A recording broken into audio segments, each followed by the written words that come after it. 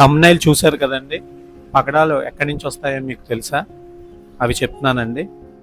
పగడాలు సముద్రంలోంచి వస్తాయండి. ఈ ప్లాంట్ నుంచి వస్తాయి. ఈ ప్లాంట్ యొక్క వ్రేలే మనకు పగడాలండి.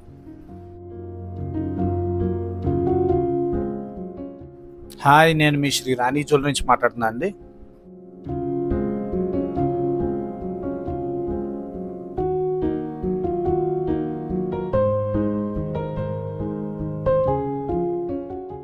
పగడాల దండ చాలా రకాలుగా చుట్టించుకోవచ్చండి.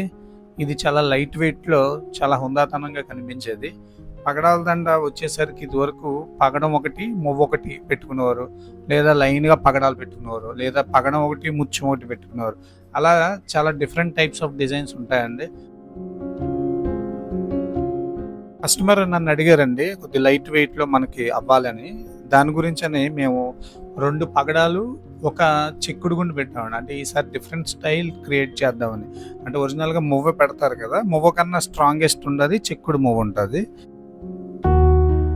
అదే మువ్వ అయితే లోకల్ మేడ్ అయిపోతుందండి. ఇది చెక్కుడుది కాబట్టి గుండు, ఇది రాజ్కోట్ నుంచి తీసుకొచ్చామండి. ఈ చెక్కుడు ఏంటంటే మనకి ఇక్కడ చెక్కుడికి అక్కడ చెక్కుడికి చాలా డిఫరెంట్ ఉంటుందండి. ఫినిషింగ్ చాలా హై క్లాస్గా ఉంటుంది. నెక్స్ట్ ఇంకో విషయం అండి, ఈ వెయిట్ అనేది ఎంత వచ్చింది, దీని పొడవు ఎంత వచ్చిందో కూడా మీకు క్లియర్గా చెప్తాను. దీని పొడవు వచ్చేసరికి 27 ఇంచెస్ వచ్చిందండి. పగడాలు అరౌండ్ 60 పగడాలు పడినాయి. నెక్స్ట్ మువ్వలు 3 గ్రామ్స్ పడింది. లోపల గుప్పడానికి 5 గ్రామ్స్, అంటే 5 + 3 8 గ్రామ్స్లో తయారైందండి. ఈ చౌలి అన్నది సపరేట్గా తయారైందండి, అది 2 గ్రామ్స్. చౌలి ఓన్లీ ఒక సింగిల్ చైన్ కింద ఒక పగడం, దానికి సెట్ కింద అనమాట.